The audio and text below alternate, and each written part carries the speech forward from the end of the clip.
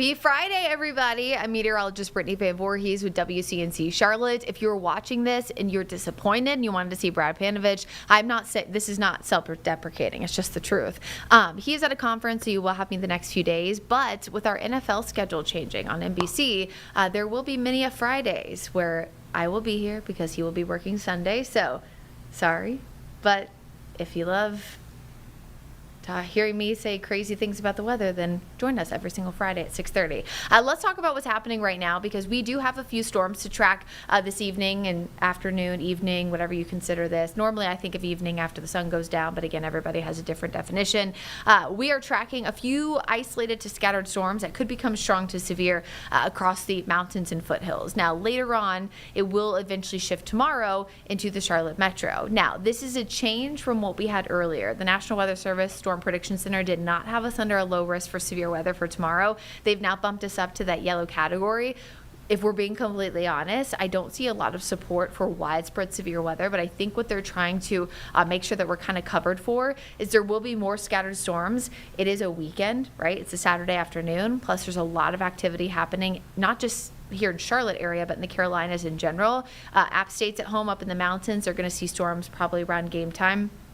49ers are at home against UNC, so a huge game. And then, of course, we have Carolina sent at home as well. So I think we're kind of just covering our bases, as any of those storms can always pop up, heavy rain and gusty winds. Even if it's below severe criteria, we've certainly seen some 40 to 50 miles per hour so far today, mainly, at least locally. It's been this cell in particular in Cleveland County. Now, it was previously in Rutherford County. As it moved into Cleveland County, it has weakened substantially, but was producing small hail and some gusty winds around 40 to 50 miles an hour. Now, that all radar indicated. I officially, as of right now, and of course James can correct me if he starts to see something, but haven't seen any storm reports associated with this cell in Cleveland County. If it can hold together, it's approaching Kings Mountain within the next 15 to 30 minutes. Other than that, some light rain on the eastern side there of Watauga County, and that's the only action we have right now. Doesn't mean we're completely dry for the rest of the evening. I'm keeping a 20% chance of rain in to account for increased moisture content as we approach midnight. Again, you can see this green and yellow shading. I think this is overperforming, but yesterday underperformed, so it is something I'm still watching. About a 20% again for the rest of this afternoon and evening. Tomorrow, we're dry and quiet, but like clockwork, we're tracking a cold front, so really warm southwesterly winds. If you look at the bottom left portion of your screen, that will increase our temperatures to near 90. With all of that fuel and the trigger of the cold front will allow for storms to become scattered. Now, again, even if one of these storms that you see here on your screen becomes strong to severe, that technically means, right, that the forecast of a low risk for severe weather verified. Now, we could have 20 strong storms that stay just below severe criteria, and honestly, in this meteorologist's opinion, that's a verification as well, because it is impactful to people who will be out and about. Best chance for the mountains and foothills, late morning, early afternoon. If you're in Charlotte, it's after 2 o'clock. Again, I don't think everybody will see storms, but if you have outdoor plans tomorrow, it's just something we need to keep a close eye on.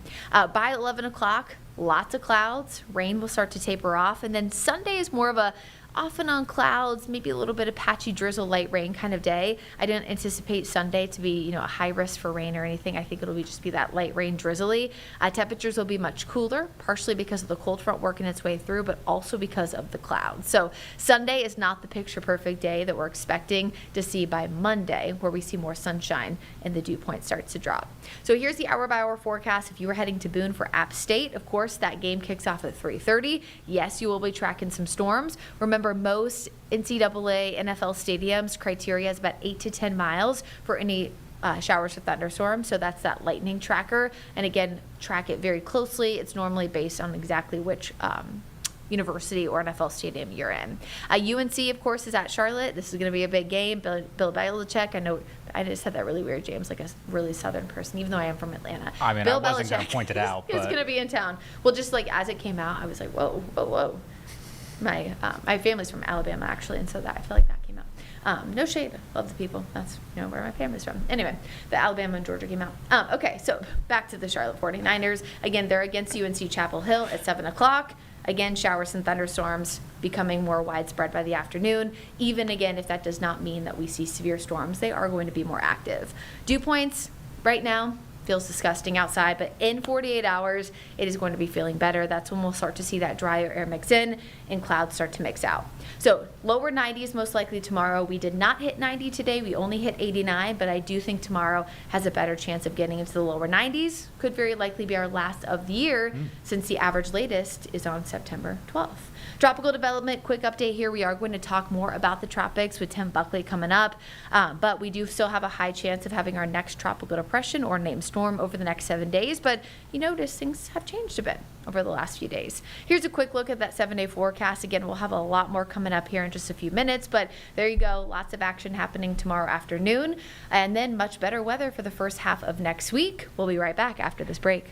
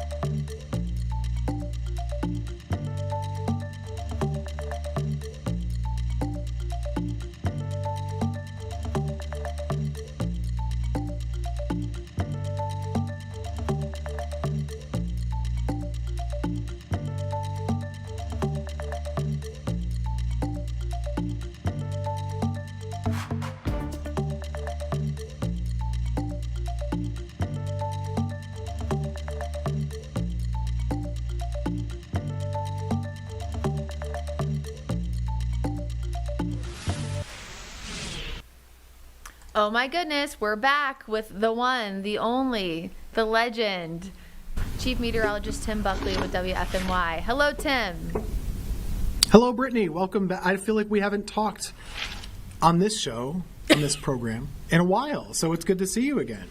It is great to see you. I mentioned to folks earlier that, with the exception, I guess, of next week, because I'm working early in the week for Brad, but he's shifting to Sunday night, so you're stuck with me every Friday, starting the 19th. Oh, I wouldn't say stuck. No, I'm stuck with Brad Monday through Thursday.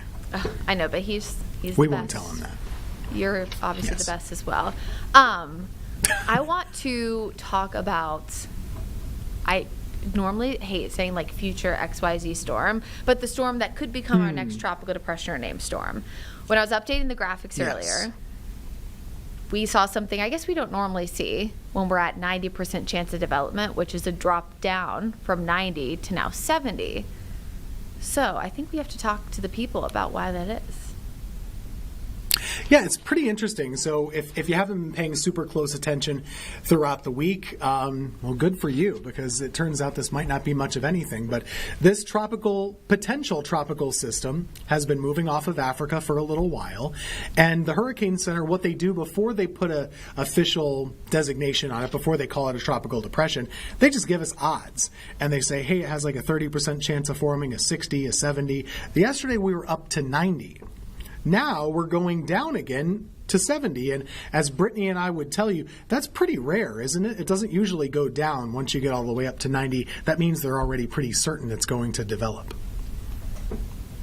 Yeah, and I think that the big thing is, at least with this one in the near term, often when we see such a really strong signal, Tim, you normally would see a storm get to 90% and then a tropical depression gets named. But in this particular case, it looks like we may have gone a little too aggressive, and now it's encountering a lot of dry air, and as that dry air is getting sucked into the low pressure, it is, lowering that chance for development. Now, other than the dry air, it doesn't look like there's a lot of wind shear, and it does look like the water temperatures are pretty warm. So, suffice to say that if it can kind of get through, overcome that dry air, there is still a chance that it could become our next named storm, but that's kind of the reason why so far those numbers have been lowered.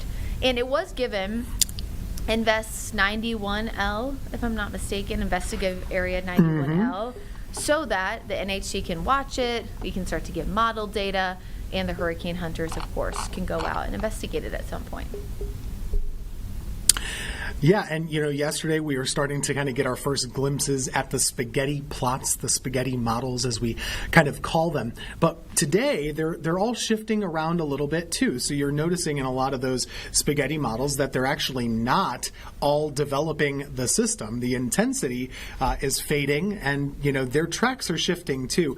Brad and I were talking about yesterday on the show that if this was going to be a stronger system more quickly, it would curve pretty north pretty fast. But if it stayed pretty weak for a while, well, it would trend pretty far to the south. And if you look now, most of the models that you're showing right here, they are quite a bit farther south. But what we're not showing there is that a lot of them aren't even developing it into much of a tropical storm at all. Yeah, this is the long-range guidance, and I think Brad has it filtered out for like the most reliable long-range guidance models. So yes, as you mentioned, there's plenty of ones that don't have it developing at all. Something else too, I know that we have talked about, Tim, during these shows on live weather impact. I sometimes forget what the show is even called because we say live impact weather so many times. But it's also that it's on the monitor behind you. Oh, I guess it is. All right, there you go. Here you go. Get my head out of the way.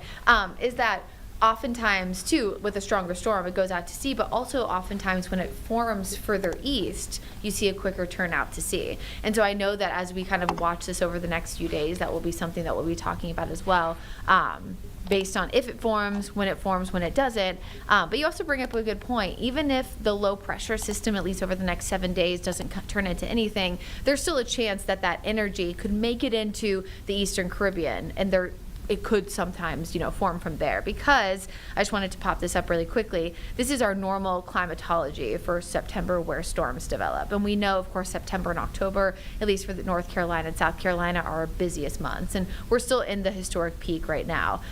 Historical peak, day, peaks on September 10th. But what is it, August 20th through October 10th is normally the most active. So again, there's still a chance right now, again, something to watch, but not something to worry about.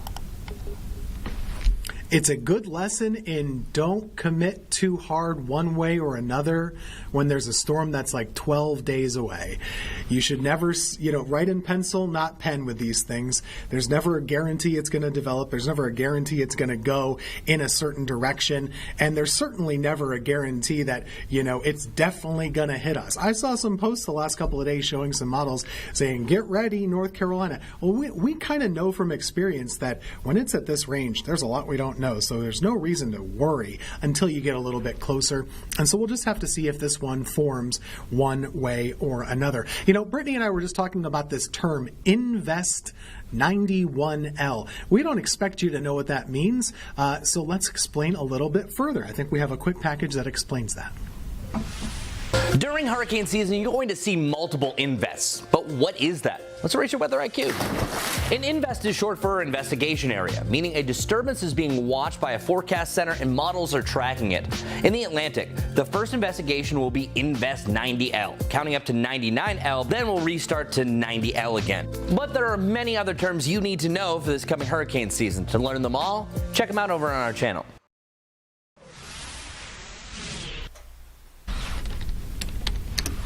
And now you know a little bit more. So it's basically a terminology that we use to describe storms that could potentially start to become a storm. And in this case, at this point, it's looking a little bit less likely. So we'll see. We'll get a new update at 8 o'clock on the latest percentage from the Hurricane Center. Brittany, I'm really curious to see, is it going to go down from 70%?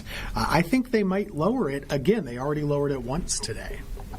Yeah, so, and again, obviously this is all speculation. I'm on the fence because I'm wondering if they'll want to drop it out of the high chance, so I'm wondering if they'll keep it at 70 just because, a lot of times when you see like the fluctuation between 40, 50, 60, I feel like they hesitate, to drop it from low to medium or I guess from medium to low or from high to medium. But I mean, certainly if they think that it's going to be impacted by all this dry air over the next week, they could.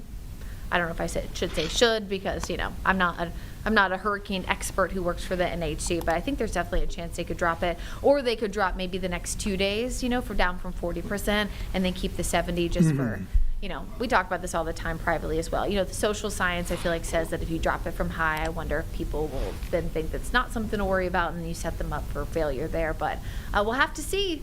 8 o'clock. 8 o'clock.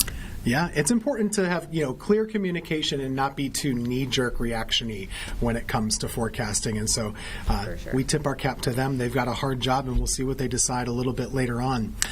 September, you just mentioned with that great graphic that shows basically storms can form everywhere in the Atlantic this time of year. It's a busy hurricane month. It's the peak of hurricane season. And in North Carolina, there are so many storms that have hurricane anniversaries this time of year. We have Helene coming up later on this month, of course, in recent memory. But today is actually 29 years to the day of Hurricane Fran coming ashore. So if you've been around a long time, you remember this is one of the worst hurricanes to hit North Carolina. It's also, I believe, the last major hurricane, which is Category 3 or higher, to officially strike land at that strength. So Fran's a big deal. If you talk to people at the coast or in Raleigh or in Charlotte, you always get some different storms that come up a lot. Fran is one of those names that always is toward the tip of the tongue of a lot of people. Yes, and of course we have the benefit of our very own Larry Sprinkle, has been at WCNC Charlotte full-time since 1985, part-time since the late 70s.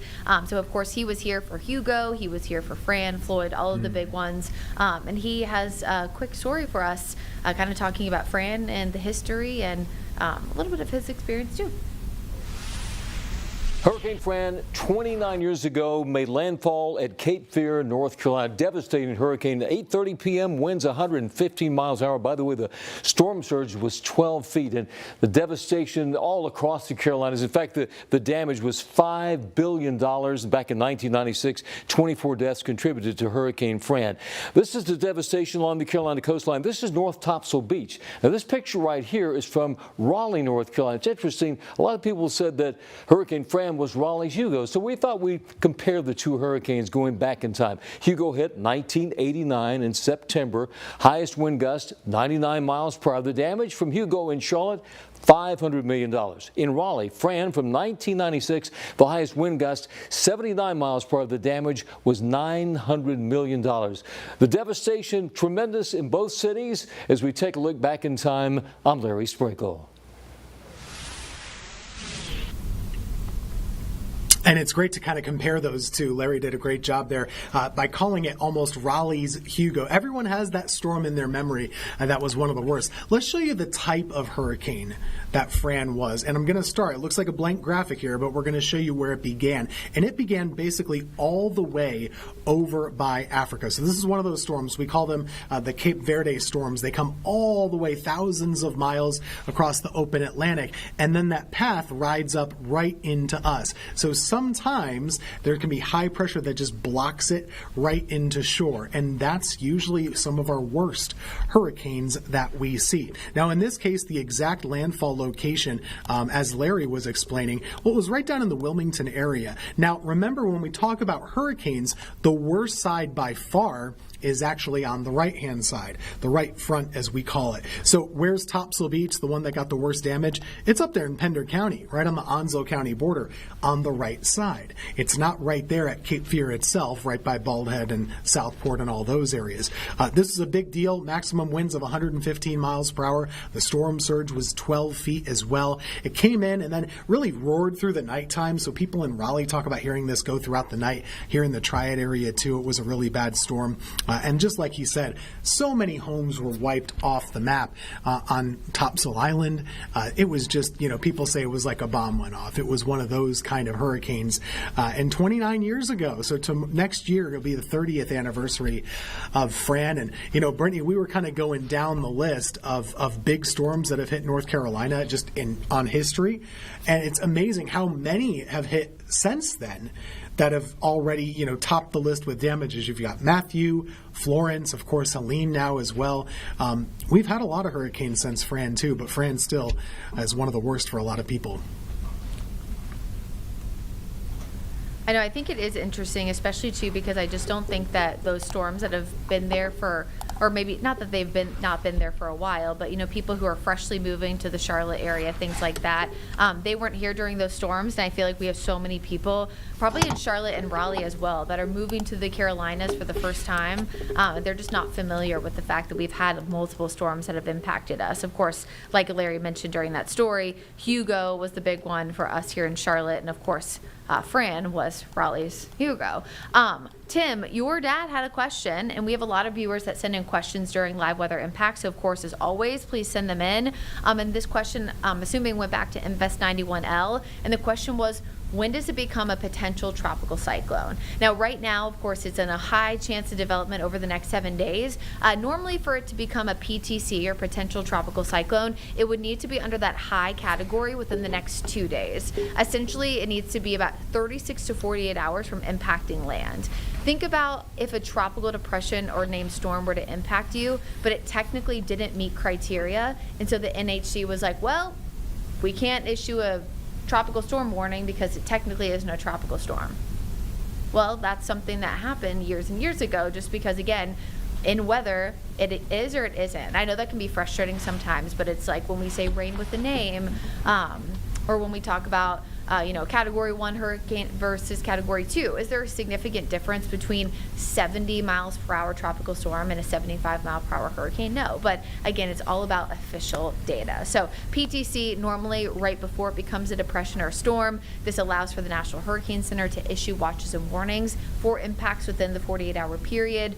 and it contains all the same graphics that the NHC would use. It's essentially, hey, it's not it yet, but we do expect it to impact you as this, so we want to go ahead and issue these things so you essentially aren't caught off guard. And we get a fair number of these, in the Carolinas with homegrown systems, right? So if you have a storm that's just off the coast and we kind of know it's going to get its act together and probably do some problems, people really like to see that forecast cone. And by the books, they couldn't issue the forecast cone if there wasn't a tropical system officially. And so now we can do that. Now, you better have really good certainty to put a cone out. So most of the times when they do that, it almost always becomes a actual tropical storm. So in this case, with the one out there, that critter out in the middle of the ocean, it's probably, it's not near any land. So there's no reason to do it. And plus the certainty is going down a little bit too. But I think it's a good idea. I will say, just to editorialize a little bit, I hate the name PTC, potential tropical cyclone. It drives me a little mad. I don't think that's easy for anybody to understand, but potential tropical storm, a future system, maybe we could do better, but it's in a good place, or good intended, I should say. It is. So my opinion, I don't know, and again, you're right, this is like us going a little bit off. I think it should say tropical system, because technically it is in the tropics, and it's a system. So if it's a system that never forms, that doesn't necessarily mean that it's wrong, but I completely agree with you. Also, Tim, I'm sure you've had the same thing. We don't normally refer to storms as a tropical cyclone here in the United States, in the Atlantic Basin, because we have specific names for a tropical storm versus hurricane. But there's other parts of the world that refer to any system as a tropical cyclone, because essentially a tropical cyclone is anything that spins that meets that criteria. So a tropical cyclone is a tropical storm, tropical hurricane, whatever. So people, who live in other parts of the world refer to everything as a tropical cyclone. So then people here in the U.S., I think, sometimes think it's like a dramatic term or something like that, but it's just like an all-encompassing term.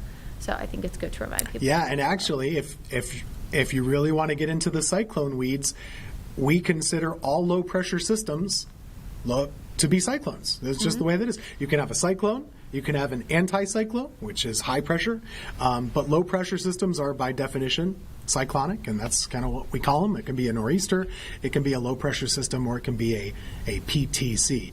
But thanks, Dad, for the question and for watching. That's good. Keep texting us. Yeah, keep texting us questions. Yeah, cyclone rotates counterclockwise. That's how I remembered it in school. See.